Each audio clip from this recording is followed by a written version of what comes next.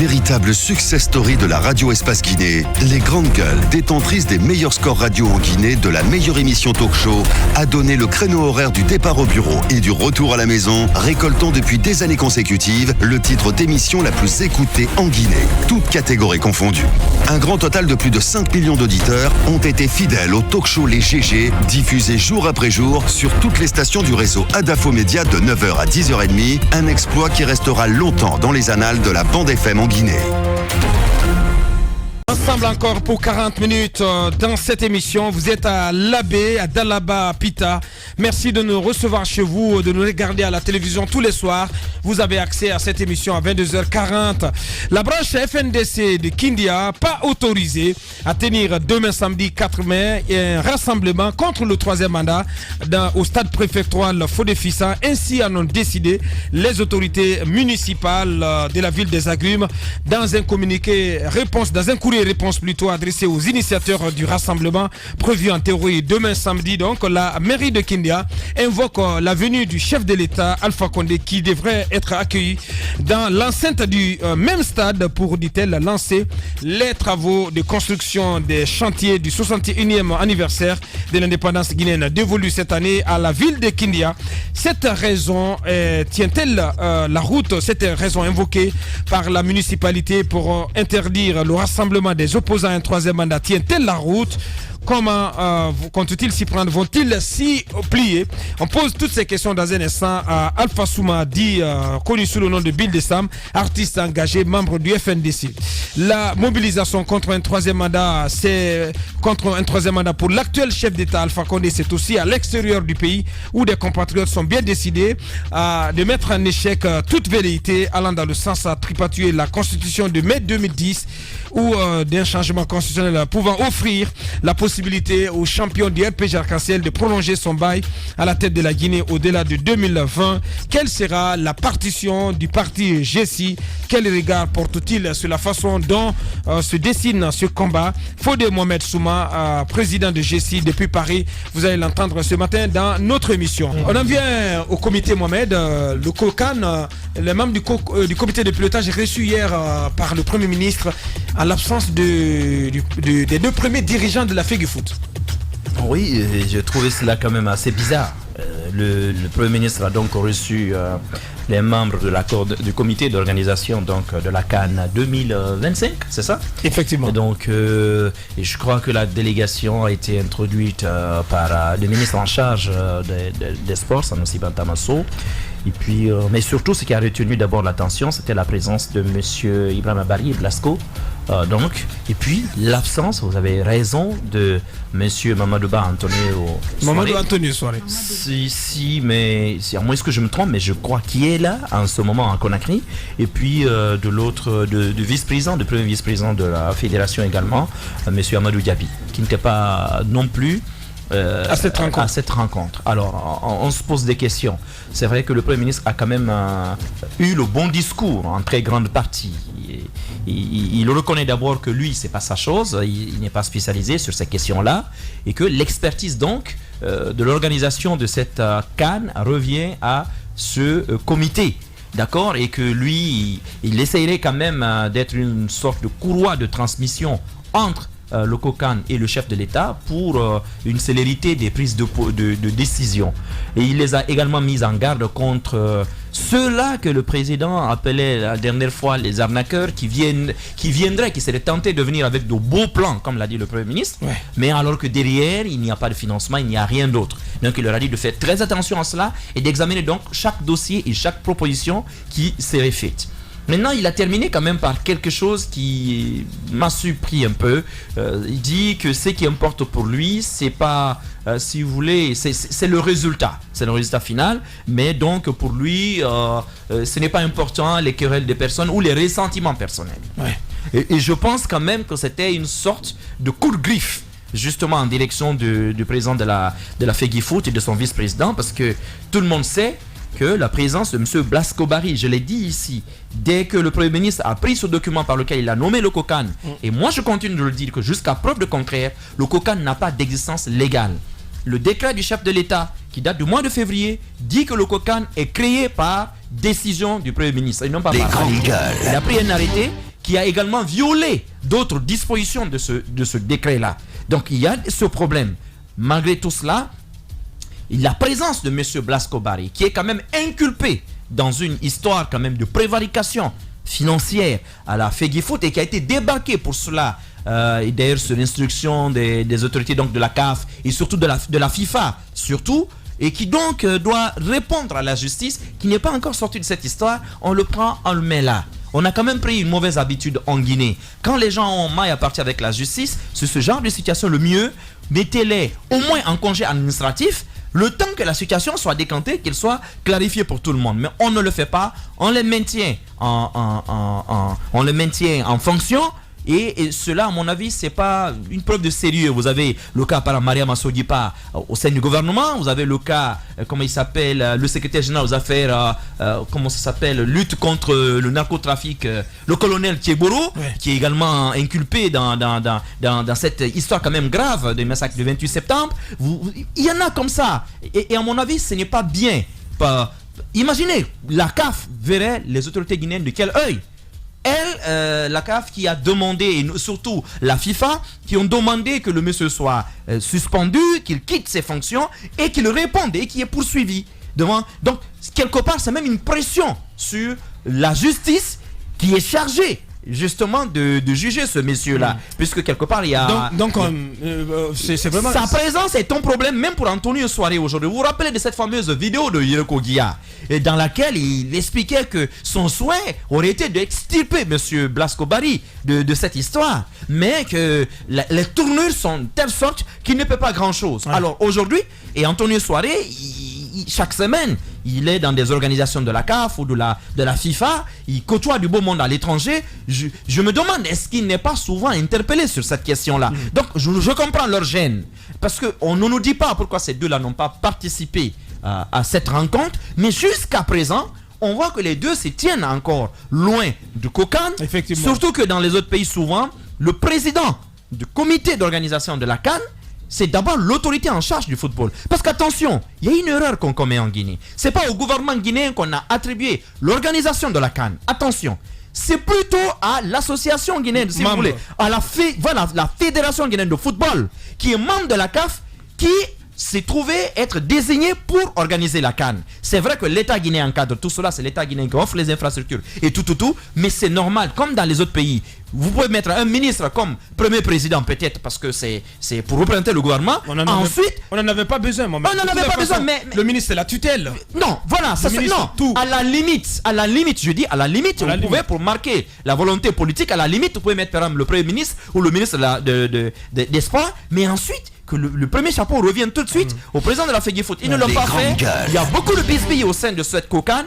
Et j'ai peur parce que c'est maintenant qu'on va cibler. Le pauvre gouverneur Mathurin, qui était quand même un des vice-présidents, il se retrouve complètement... Mais on lui a coupé les jarrets. On lui a coupé les jarrets. Vous avez vu ce poste-là qu'on a donné à Fawzi, alors que le poste devait revenir à une ancienne gloire du Sili. On le prend, on le donne à un homme d'affaires. Tout ça, ça fait pas sérieux. C'est maintenant qu'on est en train d'identifier les sites. La question, c'est qu'est-ce que nous faisons depuis 2014 pratiquement, qu'est-ce que nous faisons? Pourquoi les sites ne sont pas identifiés? Bantama, il a promis des infrastructures. C'est grave. À l'occasion de son passage devant la presse. Oui, allez-y, Basekou. Les frustrations demeurent. Oui, 2025, je crois que c'est maintenant, ça se prépare. Les infrastructures c'est juste un mandat que le Premier ministre a réclamé. Vous savez, il y a des gouverneurs donc des régions administratives qui sont membres donc de ce COCAN, et il les appartient de faire des propositions concrètes au gouvernement en ce qui concerne pour l'identification des sites, pour que nous puissions commencer aujourd'hui la construction des infrastructures. Je le disais, 2025 c'est maintenant, parce que la Guinée ne dispose pas de mon observation d'infrastructures sportives adéquates pour recevoir la Coupe d'Afrique donc des Nations qui donc va se jouer ici en 2025. Pour le moment, le stade de Nongo que nous avons ici, on parle du cas de ces frustrations. Oui, justement. Vous savez vraiment dans quel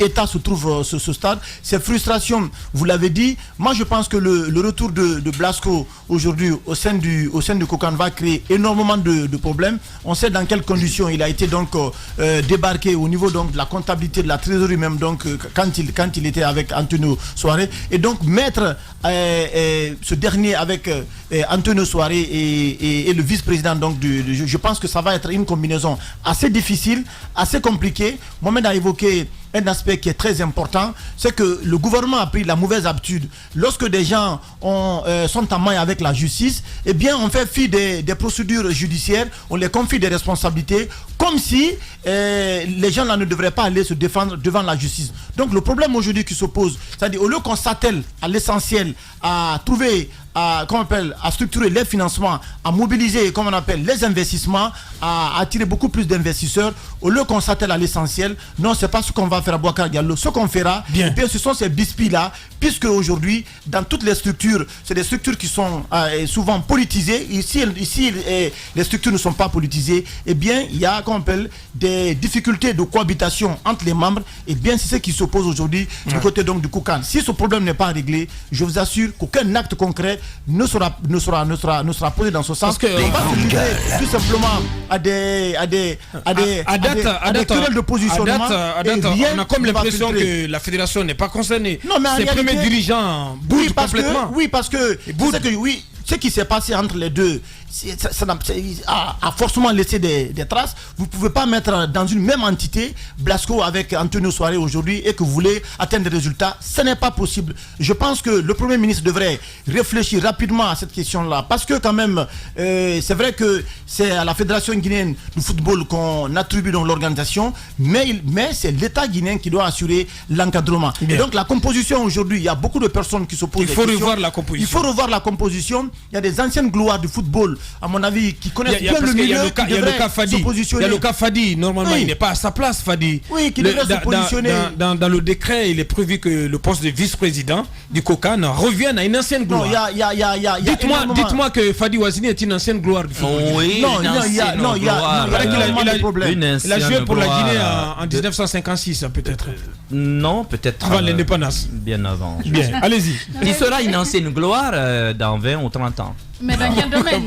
Pas dans le domaine du football. Allez-y, dans le domaine minier. Justement, voilà, il faut éviter par exemple, de contenter des personnes. Parce que j'ai l'impression que pour le cas de Fadi, c'est un peu cela. Et c'est vrai qu'on a besoin de personnes qui puissent mettre les mains à la poche, qui ont les moyens pour soutenir le football, parce que c'est de cela qu'il s'agit. Mais il faut mettre les personnes qui techniquement peuvent apporter quelque chose à ce Kokan-là. Parce qu'on a un grand défi à relever. Je pense que de 2023, on est parti à 2025. Effectivement. C'est un grand défi. Est-ce qu'on va bouger aussi à partir de 2025 pour aller en quelle année? C'est peut-être en 2030 qu'on va essayer d'organiser la Coupe d'Afrique des Nations. Je pense qu'il faudrait qu'à un moment donné qu'on puisse prendre les choses au sérieux. Parce que depuis que, comment on appelle, on a octroyé l'organisation de cette CAN-là à la Guinée, moi, concrètement sur le terrain, qu'est-ce qui est fait?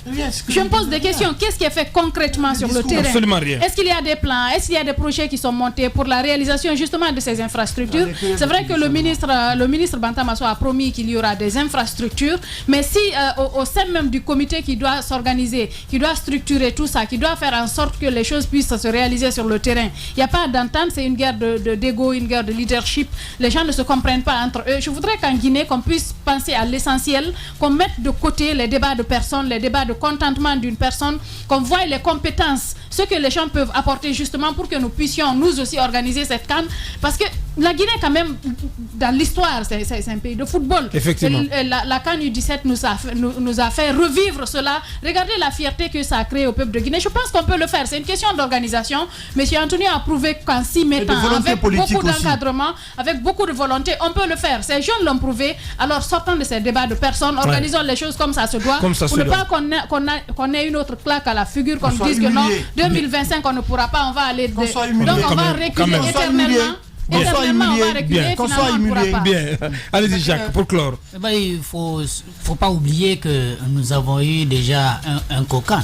qui était là en place, je crois, depuis 2014, qui n'a rien pu faire pour les mêmes raisons qui sont évoquées aujourd'hui. Parce qu'il y avait un problème entre, je crois, le président et le vice-président. Ils n'arrivaient pas à se retrouver pour tenir des réunions. Nous avons appris ces difficultés. Finalement, on est arrivé à perdre, n'est-ce pas, cette CAN, même si, bien entendu, les raisons ne sont pas parties de la Guinée, absolument, parce que c'est à partie, n'est-ce pas, du Cameroun. Alors, nous sommes en 2019, nous devons organiser la CAN en 2025. Il se trouve que jusqu'à présent, on est en train de discuter de la mise en place du comité qui doit réfléchir sur les moyens à mettre en place pour aller, n'est-ce pas, à l'organisation de cette compétition. Je pense que c'est une difficulté majeure. Il y a des erreurs. Mohamed Mara a évoqué les problèmes légaux, donc les problèmes de conformité avec le décret. D'éthique même. Mais il y a un problème moral. Il y a également, si vous voulez, une question de représentativité. Quand on dit COCAN et puis on met les gens qui ne sont pas de la fédération dedans, je pense qu'il va y avoir un problème véritable. Parce que qui connaît mieux le football que ceux qui sont à la fédération guinéenne de football aujourd'hui? Je pense qu'il faut bien le comprendre. Il y a les présidents des ligues, les présidents de clubs, il y a également les anciennes gloires qui sont, n'est-ce pas, au niveau mais Titi Camara dans le COCAN. Oui, d'accord, il est dans le COCAN, mais je pense que ceux qui sont en contact beaucoup plus avec la CAF et avec la FIFA, c'est la fédération. Oui, conseil principal. C'est la fédération. Oui. Ouais. Donc, conseiller, mais attention, choisis pas les membres donc du COCAN. C'est ce que le décret dit. Voilà, il est choisi par les membres du COCAN. Bien. Voilà. Je crois que c'est la fédération qui est en contact avec les instances mondiales du football. C'est pas ceux qui sont que je vois là-bas. Cette composition-là, voilà. Je pense qu'il faut vraiment la revoir. Il faut la revoir. En tout cas, si nous voulons atteindre l'objectif qu'on s'est assigné, organiser dans le meilleur délai et dans de très bonnes conditions la Coupe d'Afrique donc des Nations en 2025, il faut sortir de ces débats parce que ça ne fera pas avancer. Et je pense que le Premier ministre, il est sincèrement interpellé. S'il veut tenir un discours de fermeté sur le terrain, je pense qu'il doit pouvoir l'appliquer en essayant de revoir la composition et en réconciliant aussi, en conciliant les positions, parce que c'est vraiment important. Ouais. Si nous ratons encore pour le moment c'est compliqué parce que le COCAN sans les deux premiers dirigeants de la FEGIFOOT, c'est pratiquement sans la. La suite. La normale s'impose en norme. Le sens n'est plus sens. L'intelligence décriée et la médiocrité célébrée. Brisons cette inversion des valeurs. Bienvenue chez les grandes gueules de Radio Espace Guinée, en ondes depuis plus de 7 ans en Guinée.